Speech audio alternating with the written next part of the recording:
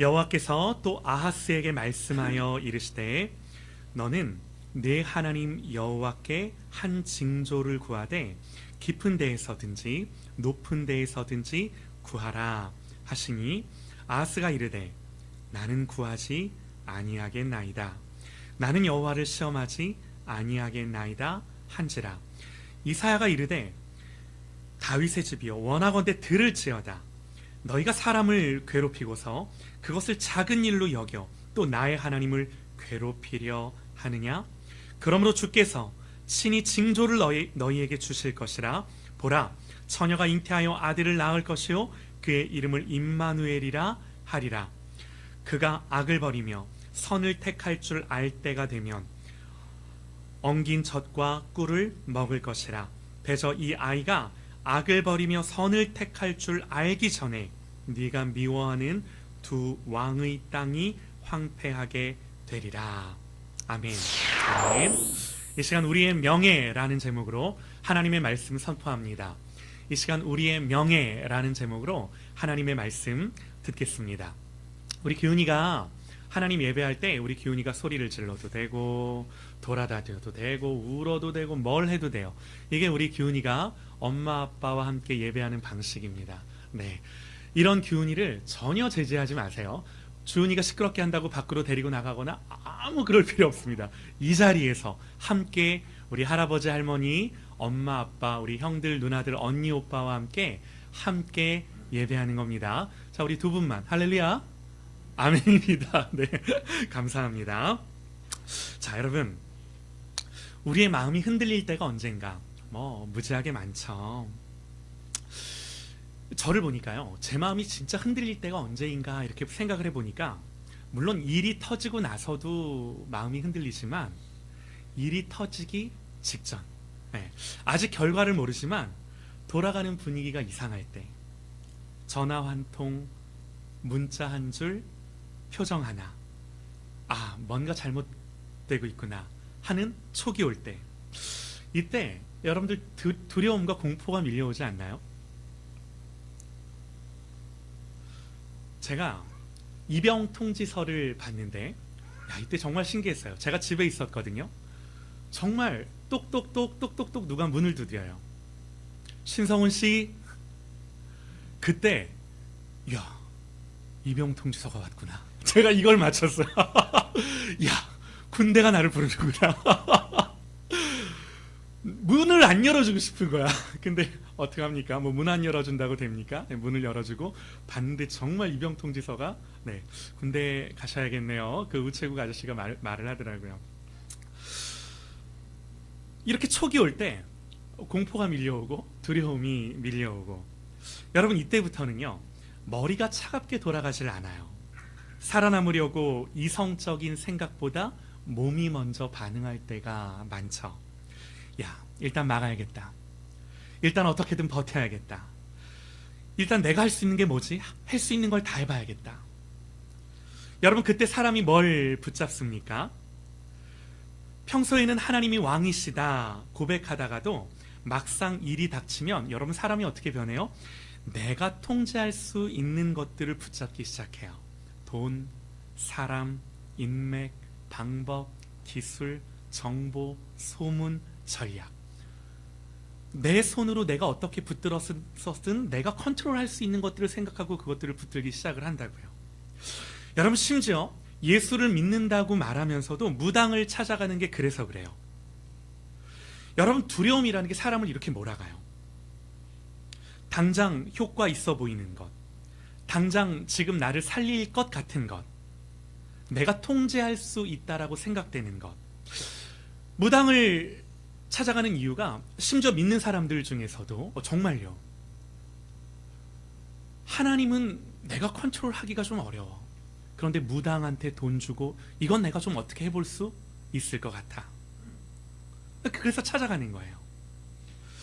여러분, 우리가 오늘 살펴볼 인물이 아하스라는 사람인데요, 이 사람이 딱 그래요. 여러분, 유다 왕 아하스, 성경이 이 사람을 비중 있게 다루지는 않습니다. 그런데 몇 줄로 아주 강하게 이야기를 하는데, 열왕기하 16장을 보면 이 아하스 왕을 이렇게 설명을 해요. 한번 들어보세요.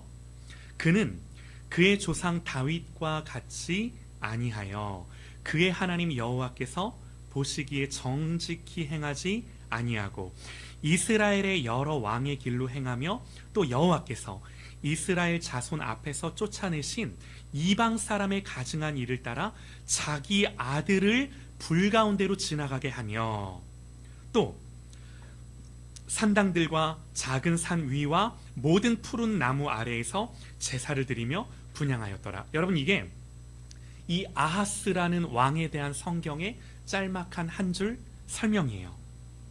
여러분, 우리가 이런 성경의 내용을 보면 금방 쉽게 결론을 내려요. 어떻게 내려요? 아, 나쁜 왕이구나. 맞죠? 여러분, 성경은 아하스가 분명히 잘못했다고 이야기합니다. 그런데 우리가 성경을 보면서 에이, 나쁜 왕이야, 틀렸어 하고 끝나면 깊이가 없어요. 이게 무슨 말이냐면, 틀렸으면 왜 틀렸는지, 뭐가 어떻게 틀렸는지, 공포와 두려움 속에서 인간이 어디까지 몰려 뒤로 물러설 수 있는지, 이런 걸 우리가 면밀히 고민하고 생각하며 봐야 하는 거죠. 여러분, 그리고 가장 중요한 거, 이때 하나님이 그 자리에서 뭘 하려 하시는지 성경을 통해 우리가 이것들을 읽어내야 하는 거예요. 여러분, 아하스는요, 인생을 쉽게 산 사람이 아니에요. 네. 이 사람을 보면요, 이 사람이 20살의 왕이 됩니다. 그 나이에 왕좌에 앉아 자기 인생이 아니라 한 나라의 생존을 결정해야 했다고요. 여러분, 게다가 이 아하스가 어린 나이에 왕 위에 올랐을 때, 이거는 뭔가 이제 그 아버지가 뭔가 이 왕위를 제대로 못 물려줬다라, 어린 나이에 일찍 돌아가셨다든가, 이걸 다 설명드리지는 않을게요. 어쨌든 제대로 왕권이 물려지지 않았을 때 어린 나이에 즉위를 하게 되는데, 여러분, 이때부터 엎친 데 덮친 격으로 이 국제 정세가 요동을 치기 시작을 하는데, 선왕 때에는 그래도 이 어느 정도 나라와 나라 간의 세력 균형이 유지되면서 그래도 안정기를 보낼 수 있었어요. 근데 이 아하스가 왕 위에 오르자, 여러분, 이때부터 어떤 나라가 급부상하기 시작하냐면, 북쪽에 아수르라는 나라가 급부상하기 시작하며 점점 남하하기 시작을 해요. 여러분, 그래서 이 유다 북쪽에 있던 아람과 북이스라엘은 서로 동맹을 맺고 어떻게든 아수르의 남하를 막아보려고 합니다. 이때 아하스가 고민해요. 뭘 고민해요? 어디에 붙을까? 아람과 북이스라엘에 붙을까? 아니면 신흥 강국인 아수르에 붙을까? 어디에 붙어야 하나? 고민해요. 결국 아하스가 어디를 택해요? 아수르를 택해요. 여러분, 이때 아람과 북이스라엘이 가만히 있겠습니까? 유다를 압박하고 유다의 정권 교체를 시도하죠. 아예 왕을 갈아엎으려고 해요. 이걸 실제로 시도해요. 다행히 아하스 입장에서는 이 아람과 북이스라엘의 전략이 실패합니다. 여러분, 이때 아하스를 성경이 어떻게 묘사하냐면 이렇게 묘사해요. 왕의 마음과 그의 백성의 마음이 숲이 바람에 흔들림 같이 흔들렸더라.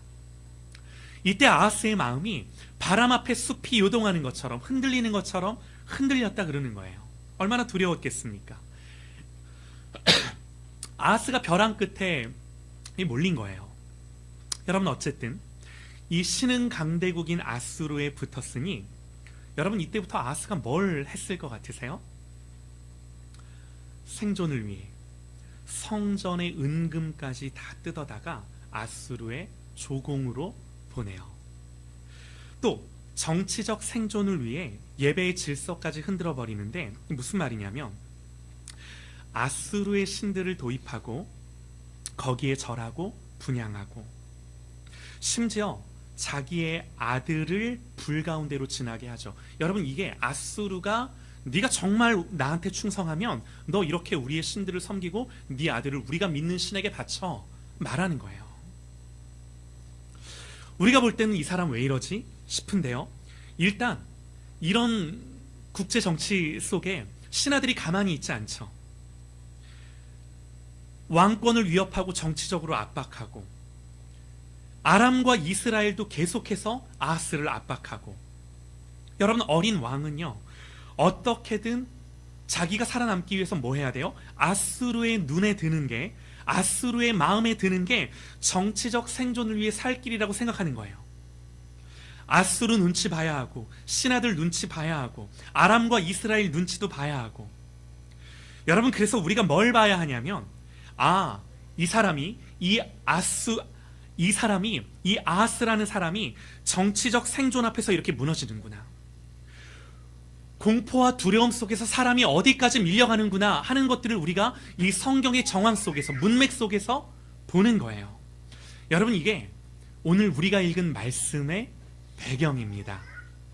여러분 그래서 우리가 봐야 하는 건요, 바로 이런 자리에서, 이 자리에서 하나님이 자기 백성들을 위해 무슨 일을 하시는가, 여러분 우리가 이걸 하나님의 말씀 가운데 보는 거예요.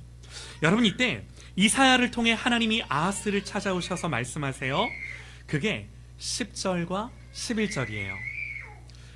여호와께서 또 아하스에게 말씀하여 이르시되 너는 네 하나님 여호와께 한 징조를 구하되 깊은 데에서든지 높은 데에서든지 구하라. 오늘 말씀,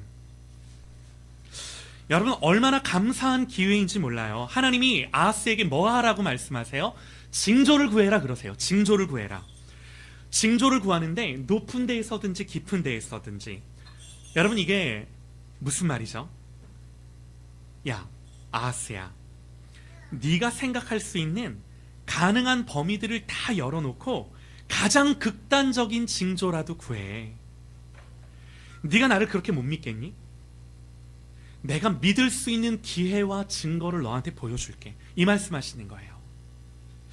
여러분 하나님이 왜 이렇게까지 말씀을 하시나요? 아하스는요 지금 머리로가 아니라 공포로, 두려움으로 움직이고 있어요. 그래서 하나님이 아하스에게 믿음을 몰아붙이고 강요하시는 것이 아니라 오히려, 야 아하스, 네가 그렇게 믿기 힘들면 내가 네가 네 수준에서 믿을 만한 근거를 줄 테니, 확증을 줄 테니 너 나한테 그거 구해. 하나님 이렇게까지 아하스에게 말씀을 하시는 거예요. 그런데 여기다 대고 아하스가 뭐라 그래요? 오늘 말씀에 아하스가 이르되 나는 구하지 아니하겠나이다.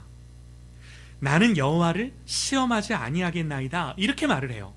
여러분 이런 아하스의 표현이 완곡하고 예의 바르게 보일지 모르지만 사실은 뭐예요? 하나님의 명령 앞에 실제적인 거절이에요. 나는 아이고 목사님, 이사야 목사님, 나는 그렇게는 못합니다. 지금 때가 어느 때인데 그렇게 합니까?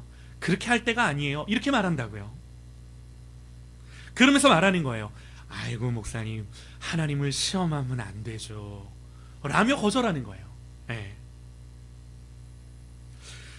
그렇게 못 믿겠으면 내가 증거를 보여줄 테니 야 너 말해봐라. 하나님 그렇게 말씀하시는 건데, 이 말인즉 하나님의 의중이 뭐예요? 믿으라는 거예요.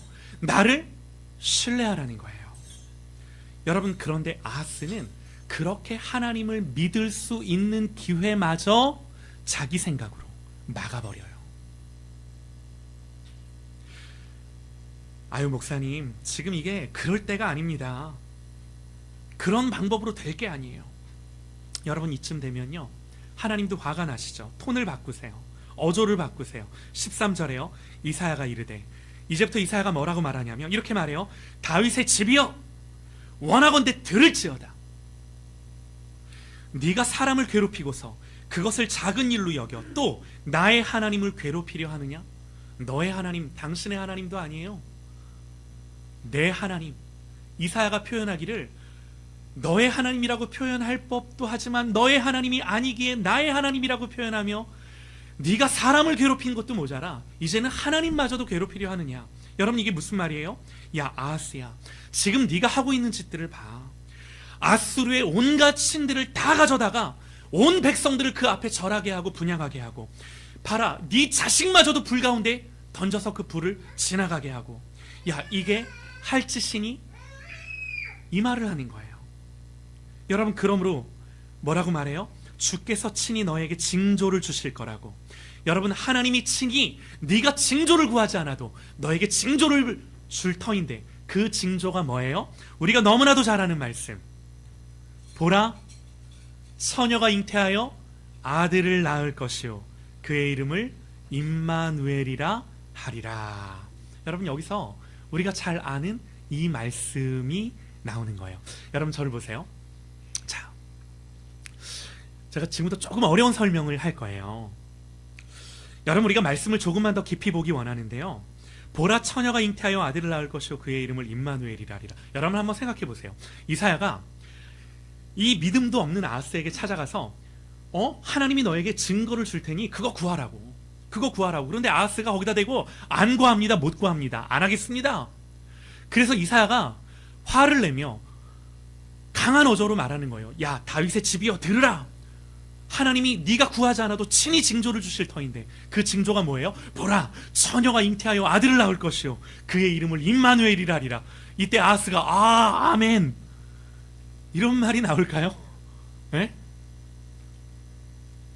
아니, 처녀가 잉태하여 아들을 낳을 건데 그 이름을 아하스가 이 말을 깨닫고 반응을 할 수 있을까요?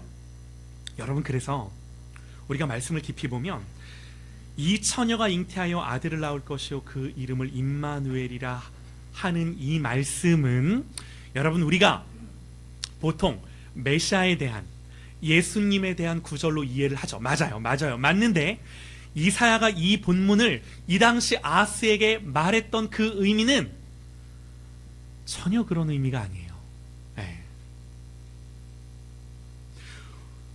우리가 잘 아는 말씀이지만 우리가 보통 이해하고 있는 그런 이해와 의미를 갖고 이사야가 아하스에게 말한 게 아니라고요. 아니, 목사님 정말이에요? 여러분, 이사야는요, 정말 결혼하지 않은 처녀 혼자, 남자 없이 아이를 낳을 거란 의미로 이 구절을 말한 게 아닙니다. 여러분, 여기서 처녀의 정확한 히브리 단어는 맞아요, 아가씨예요. 처녀예요. 그런데 그 처녀의 의미가 남자를 알지 못하는 동정녀라는 의미라기보다는 이 정확한 사전적 의미가 그냥 결혼 정년기의 소녀를 말해요. 이게 히브리 원문의 의미예요. 자, 여러분, 오늘 본문을 다시 한번 들어보면요, 잘 한번 들어보세요. 이사야가 이렇게 말해요. 그러므로 주께서 친히 징조를 너희에게 주실 것이라. 보라, 처녀가 잉태하여 아들을 낳을 것이요 그의 이름을 임마누엘이라 하리라. 그러면서 그가, 태어난 아들이죠, 그가 악을 버리며 선을 택할 줄 알 때가 되면 엉긴 젖과 꿀을 먹을 것이라. 대저 이 아이가 악을 버리며 선을 택할 줄 알기 전에 네가 미워하는 두 왕의 땅이 황폐하게 되리라. 여러분, 이 본문의 맥락이 뭐냐면 지금 아하스가 두려워해요. 누구를 두려워해요? 아수르를 두려워하는 것이 아니라 내가 아수르 편에 서서 아람과 이스라엘과 함께 동맹을 맺지 않았다라는 것 때문에 지금 아람과 북이스라엘이 이 유다 아하스를 가만두려 하지 않을 때였어요. 그때 이사야가 아하스를 찾아온 거예요. 그러니 대저 이 아이가 악을 버리며 선을 택할 줄 알기 전에 네가 미워하는 두 왕의 땅이 황폐하게 되리라. 이 말이 뭐예요? 아람과 이스라엘을 말하는 거예요.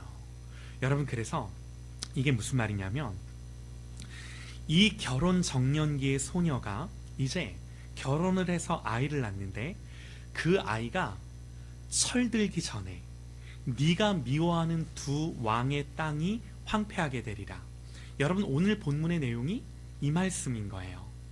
그러니까 여러분, 이 구절은 남자를 모르는 여인이 남편 없이 아이를 낳게 될 거라는 그런 의미로서 이사야가 아하스에게 말한 것이 아니라 결혼 정년기의 소녀가 있는데 이제 그 소녀가 시집가서 아이를 낳는데 그 아이가 철이 들기도 전에 하나님이 북쪽의 두 왕을 심판하실 거라고 말하는 거예요. 그러니까 여러분, 이 징조는 뭐에 대한 징조예요? 때와 기한에 대한 징조예요. 네. 하나님이 이 말씀을 아하스가 알아듣기 쉽게 말씀을 하신 거라고요. 여러분, 이 말이 무슨 말일까요? 이 말에 숨어있는 맥락은 이런 거예요. 야, 주권이 나에게 있어. 내가 통치하고 다스려 나라와 열방과 민족을 다스려 나라의 모든 흥망과 성세가 내 손에 있어. 하나님이 이걸 아하스가 알아들을 수 있도록 이사야를 통해 말씀을 하신 거라고요. 그러면 여러분 여기서 질문이 하나 생기죠.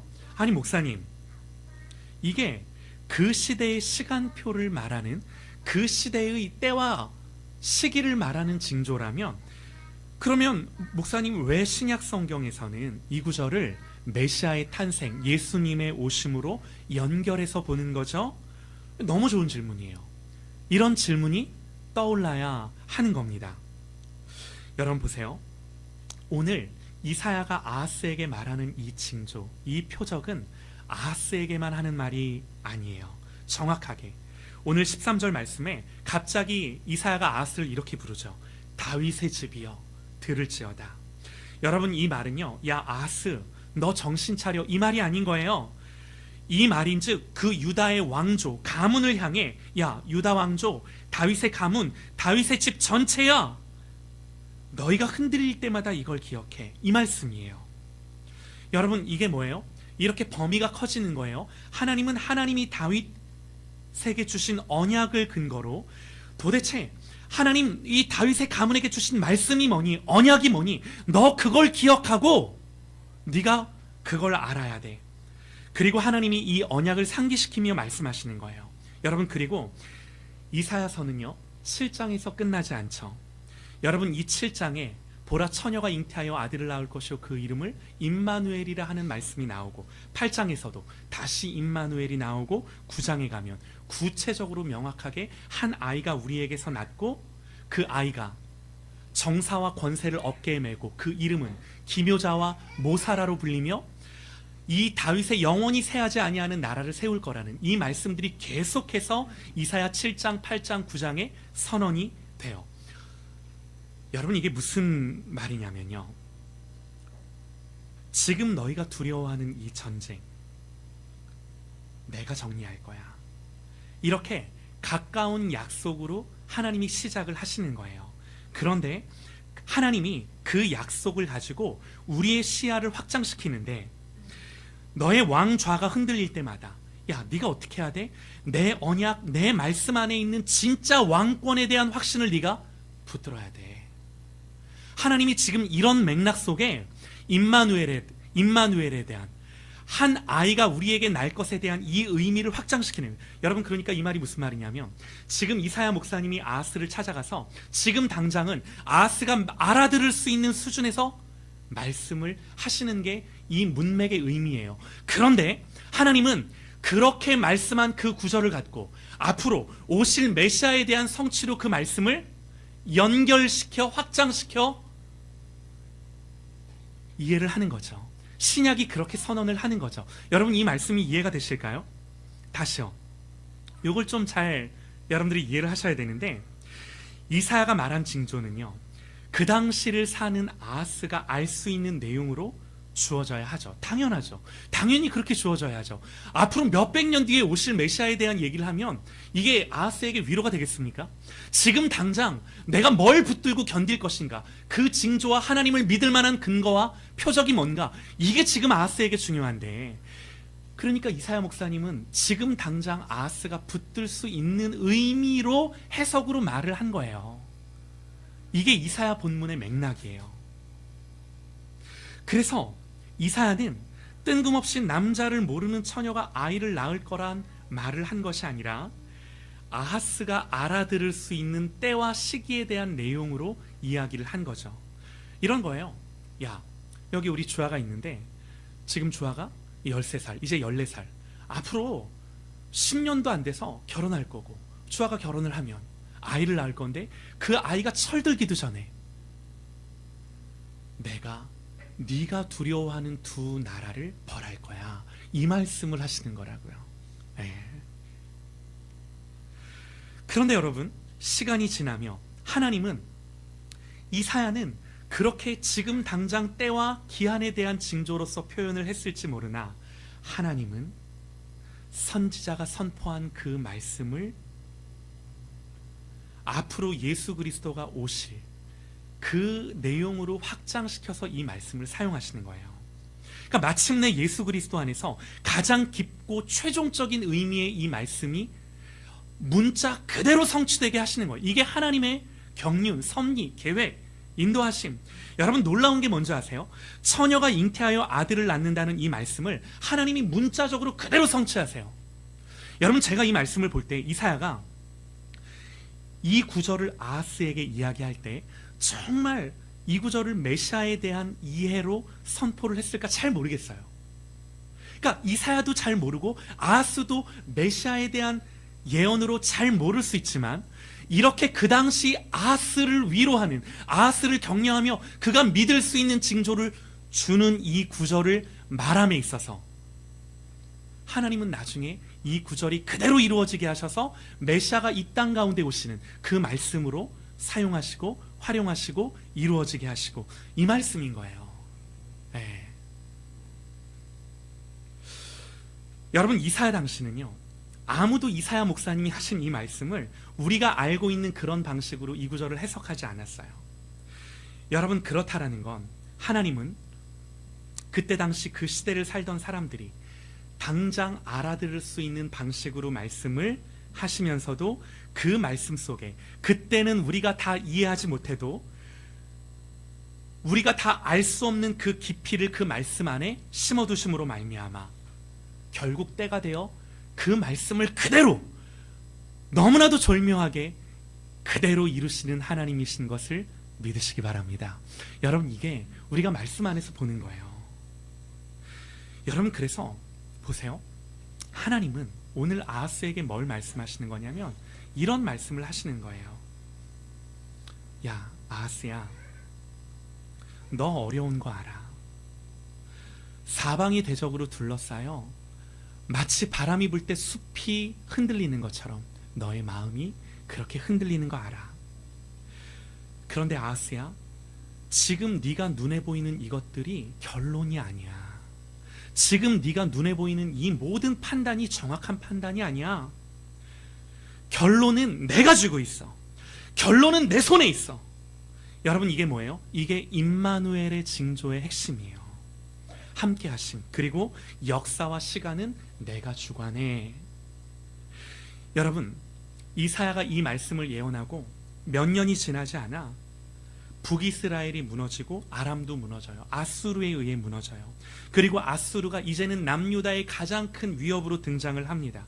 그런데 그 아수르마저도 예상치 못한 바벨론의 등장으로 무너져요. 결국 남유다는 바벨론의 포로가 되고요. 이사야서는 우리가 이사야서를 쭉 보면 결국 바벨론의 포로로 끌려가게 될 거라는 것까지 예언을 해요. 그런데 그 바벨론도 결국에는 멸망하고, 여러분 이런 모든 역사의 흥망성쇠를 이때는 몰랐지만 우리는 알고 있죠. 여러분 이게 무슨 뜻이죠? 그때 네가 아하스, 그때 네가 가장 무서워하던 그 대상이 최종 적이 아니야. 역사는 다르게 또 뒤집히고 더 크게 전개돼. 여러분 이 모든 역사의 흐름 속에서 이사야가 말하고 있는 메시지의 핵심이 뭐예요? 임마누엘이라는 거예요. 여러분 이 말씀을 지금 이사야가 아하스에게 하는 거예요. 지금 어떤 승패의 문제가 아니라 미래의 운명과 과정과 모든 조건을 하나님이 손에 쥐고 있어. 야 아하스, 네가 지금 정말 집중해야 될 게 이거야. 이 말씀하시는 거예요.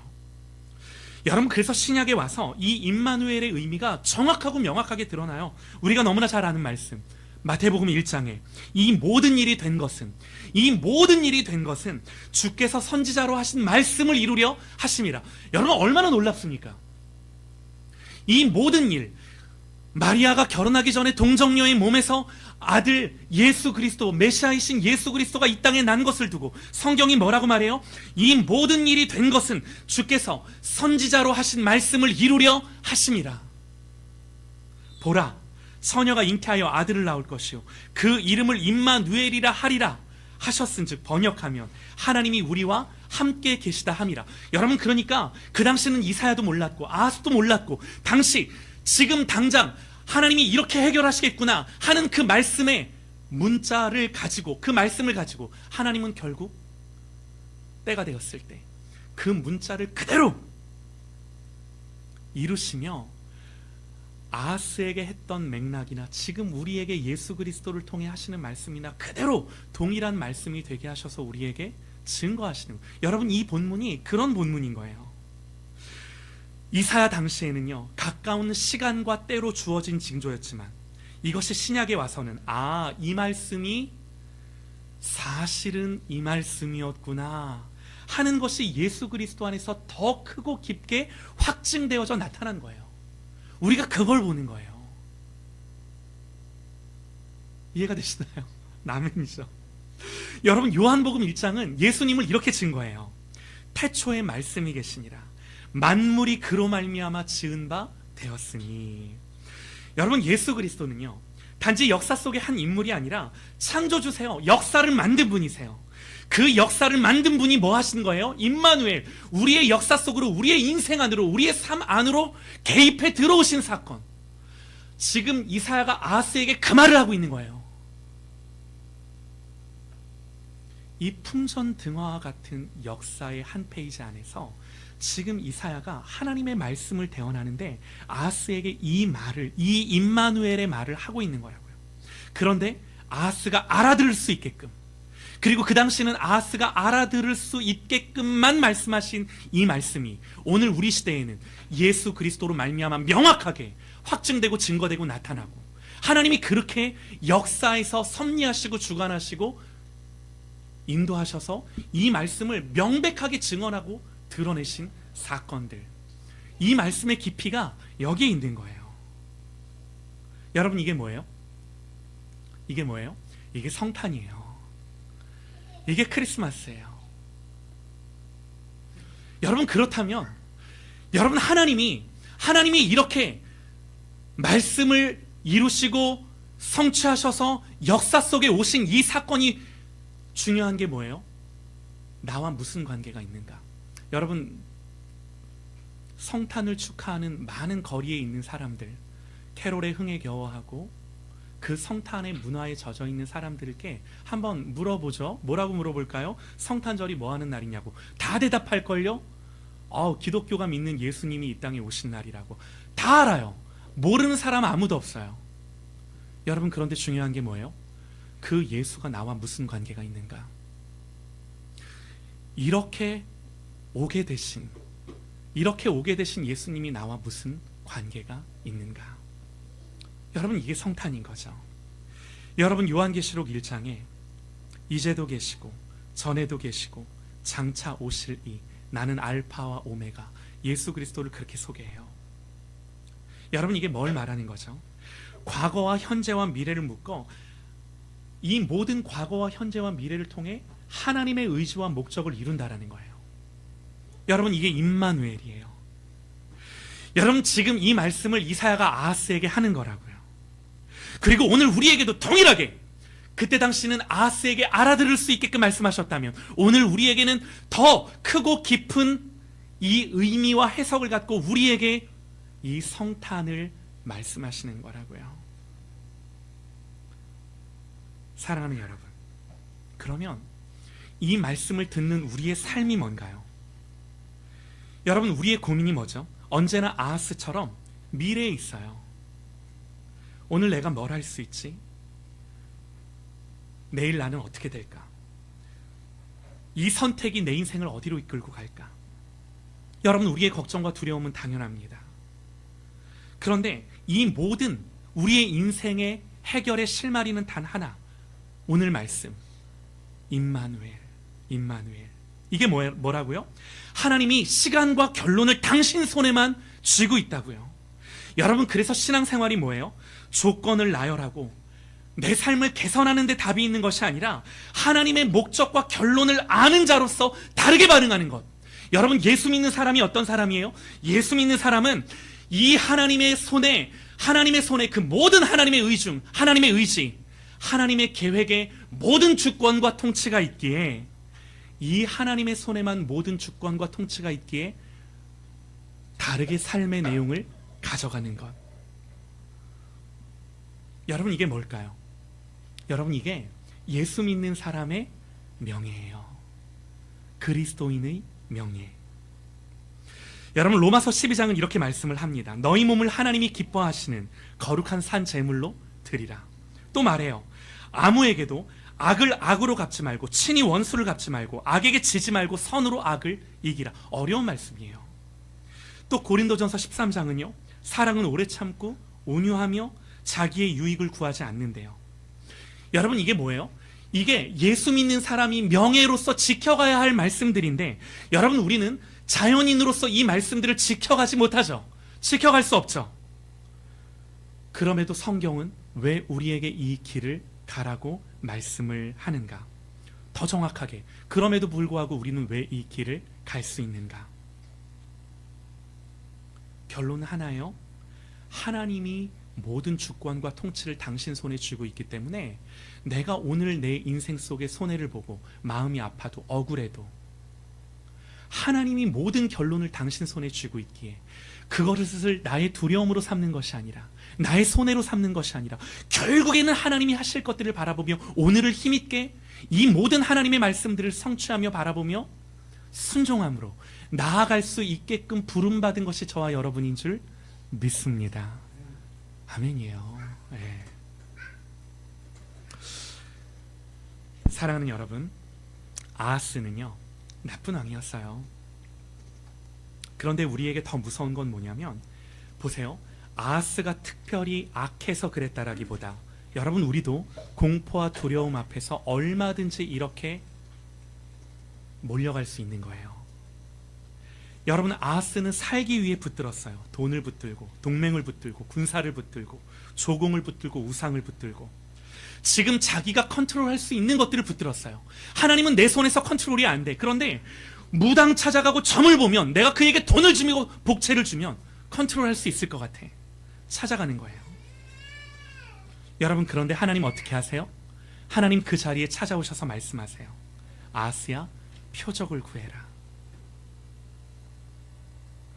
아하스가 구하지 않자 네가 구하지 않아도 다윗의 가문이여 잘 들어.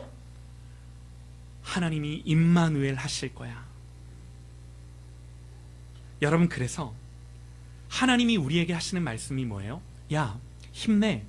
이 정도가 아니라 아들아 딸아 결론은 내 손에 있어. 내가 할 거야. 내가 내 사랑하는 아들을 아끼지 아니하고 역사 속으로 너희들의 인생 속으로 개입해 들어왔어. 처녀가 잉태하여 아들을 낳게 했어. 그러므로 사랑하는 여러분, 이 그리스도인의 명예를 지키며 하나님이 나를 위해 무슨 일을 하셨는지, 그러므로 내가 어떤 존재인지를 보며 하나님 앞에 이 명예를 지키며 살아가는 저와 여러분들 되시기를 주님의 이름으로 축원합니다. 우리 기도합니다.